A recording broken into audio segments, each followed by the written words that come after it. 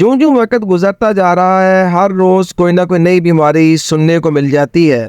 York acid, آج کل York acid کا بہت چرچا ہے، ہر دوسرا تیسرا بندہ یورک ایسڈ کا شکار ہے۔ جس کو دیکھو کوئی گھٹنوں کی وجہ سے چلنے سے بیزار ہے، کسی کے کندھوں میں درد ہے، کھچاؤ ہے، کسی کی انگلیوں میں کھچاؤ ہے، کوئی صبح اٹھنے پر جسم کی بہت زیادہ ٹوٹ پھوٹ اور جوائنٹس میں درد کی شکایت کرتا ہے۔ اس کے پسے پردہ سب سے بڑی وجہ اس وقت یورک ایسڈ کا بڑھنا ہے۔ یورک ایسڈ کی زیادتی سے اور بھی بہت سے مسائل کھڑے ہو جاتے ہیں، لیکن دردوں اور جوڑوں میں کھچاؤ جو ہے یہ سر فہرست ہے۔ تو آج اسی موضوع پر ویڈیو بنائی ہے۔ اس میں ایک بالکل سمپل سی ریمیڈی جو غذائی علاج ہے، کیونکہ میرا فوکس ہی یہ ہے کہ غذا سے علاج کیا جائے، دوا بوقت ضرورت استعمال کی جائے اور اس کے بعد پھر دوا چھوڑ دی جائے اور اپنی غذا کی تبدیلی سے ہی اپنے ایشوز کا سلوشن نکال لیا جائے، کیونکہ غذا جو ہے وہ دوا سے بہتر ہے۔ اور میں تو اسی لیے کہتا ہوں کہ دوا جہاں سے مرضی لیں، غذا ہم سے سلیکٹ کروائیں، تو اللہ پاک کی رحمت سے آپ تندرست ہو جائیں گے۔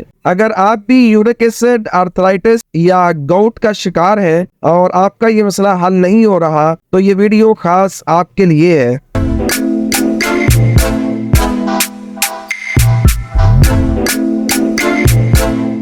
بسم اللہ الرحمن الرحیم۔ یورک ایسڈ کا حل کرنے سے پہلے یا اس کا حل بتانے سے پہلے یہ بتانا مناسب سمجھوں گا کہ یورک ایسڈ ہے کیا۔ یورک ایسڈ بیسیکلی ہمارے جسم میں بننے والی کرسٹل نما ایک کیمیکل ہے جو ہمارے جسم میں کرسٹل کی صورت میں بن کر جوائنٹس میں آ کر رک جاتا ہے اور وہاں پھر سرکولیشن جو ہے باڈی کے اندر کی سرکولیشن، فلوئڈ کی سرکولیشن میں ایک رکاوٹ کا باعث بنتا ہے اور پھر دردیں شروع ہو جاتی ہیں۔ ایسے ہوتا ہے جیسے جوڑ جڑ سے گئے ہیں۔ اور یہ کرسٹل نما کیمیکل جو ہے یہ بنتا کب ہے، یہ کن غذاؤں سے زیادہ بنتا ہے، یہ بھی نوٹ فرما لیجئے۔ یہ ان غذاؤں سے زیادہ بنتا ہے جن میں پیورائنز کی ویلیو زیادہ ہوتی ہے۔ جب ہم پیورائنز والی غذائیں کھا رہے ہوتے ہیں اور ان پر عمل ہضم ہو رہا ہوتا ہے، یعنی میٹابولزم ہو رہا ہوتا ہے، تو اس میٹابولزم کے دوران یورک ایسڈ کی کرسٹلز بنتی ہیں۔ ثابت یہ ہوا کہ جب ہم ہائی پیورائنز والی غذائیں کھائیں گے تو یورک ایسڈ کی زیادہ مقدار بنے گی۔ یقیناً یورک ایسڈ کی جتنی مقدار جسم کو چاہیے ہوتی ہے وہ رک جاتی ہے، باقی فلٹریشن کے پروسیس سے گزر کر گردوں کی مدد سے جسم سے اخراج پا جاتی ہے۔ لیکن اگر یہ مقدار اتنی زیادہ بن جائے کہ یہ گردوں سے اخراج ہی نہ پا سکے تو یہ یقیناً پھر بلڈ سرکولیشن میں گھومتے گھماتے آ کر جوائنٹس میں رک جاتی ہے۔ اور یاد رکھیے گا کہ ہائی پیورائنز کی غذائیں ہم جتنی زیادہ کھائیں گے اتنا زیادہ یورک ایسڈ ہوگا۔ اور یہ بھی یاد رکھیے گا کہ جب ایک لمبے عرصے تک کوئی بندہ یورک ایسڈ کی بیماری کا شکار رہے اور اس کا سولوشن پراپر نہ ہو سکے تو پھر ایسے مریض کے لیے بلڈ پریشر اس کا انتظار کر رہا ہوتا ہے، ہائی بلڈ پریشر کا شکار ہو جاتا ہے ایسا مریض۔ بعض مریض موٹاپے کا شکار ہو جاتے ہیں اور پسے پردہ ریزن یورک ایسڈ ہوتی ہے۔ ہم موٹاپے کا علاج کرتے رہتے ہیں جو کہ ہوتا نہیں، کیونکہ ہم یورک ایسڈ کو نارمل نہیں کرتے۔ اس لیے کوشش کیا کریں کہ روٹ کاز کلیئر کرنے کے بعد ہی علاج کیا کریں۔ جب تک آپ کے علم میں یہ نہ آئے کہ اس بیماری کی وجہ کیا ہے تب تک اس کا علاج کیا ہوگا؟ حیرت کی بات ہے نا۔ خیر، اپنے ٹاپک کی طرف آتے ہیں۔ تو یورک ایسڈ جن کو زیادہ ہو جاتا ہے کہ لمبے عرصے تک، تو میں بتا رہا تھا کہ ان میں ہائی بلڈ پریشر کے چانسز بہت زیادہ ہوتے ہیں، موٹاپے کے چانسز بہت زیادہ ہوتے ہیں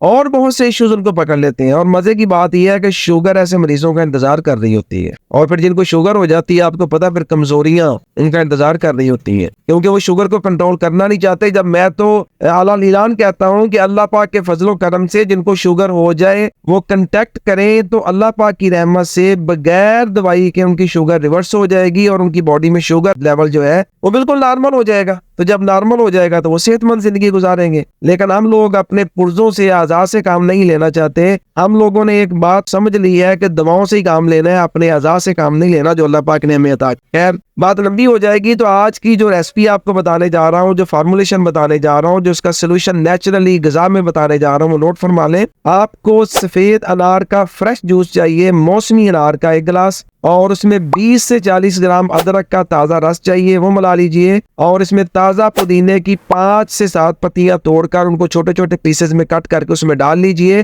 اور اس کو دن میں 2 سے 3 بار نوش فرمائیے۔ کوشش کیجئے کہ صبح اور دوپہر میں لازمی پیجئے، رات میں رہنے دیجئے۔ خالی اسی ایک پروڈکٹ کے، ایک غذا کے استعمال سے اللہ پاک عز و جل کی رحمت سے آپ ود ان ڈیز ریکوری محسوس کریں گے۔ آپ یورک ایسڈ سے آپ کی جان چھوٹ جائے گی، ورنہ پھر بہت سی الجھنیں ہیں۔ اگر آپ نے یورک ایسڈ کو کنٹرول نہ کیا تو پھر گردوں میں پتھریاں بننے کا عمل بھی بڑھ جاتا ہے، یہ بھی یاد رکھیے گا۔ ٹھیک ہے، اس لیے میرے بھائی آپ کوشش کریں کہ اس کو غذا سے کنٹرول کریں. اگر بہت زیادہ ایشو ہے تو ساتھ دوا بھی لیں، لیکن کچھ وقت دوا استعمال کرنے کے بعد غذا پہ آ جائے. یہ جو غذائی علاج آپ کو بتایا ہے یہ 40 دن مسلسل استعمال کر کے اپنا ٹیسٹ کروا لیجیے، آپ خوش ہو جائیں گے. اور جب خوش ہو جائیں گے، صحت مند ہو جائیں گے، تو میرے لیے امت محمدیہ صلی اللہ علیہ وسلم کے لیے دعا ضرور فرما دیجیے گا.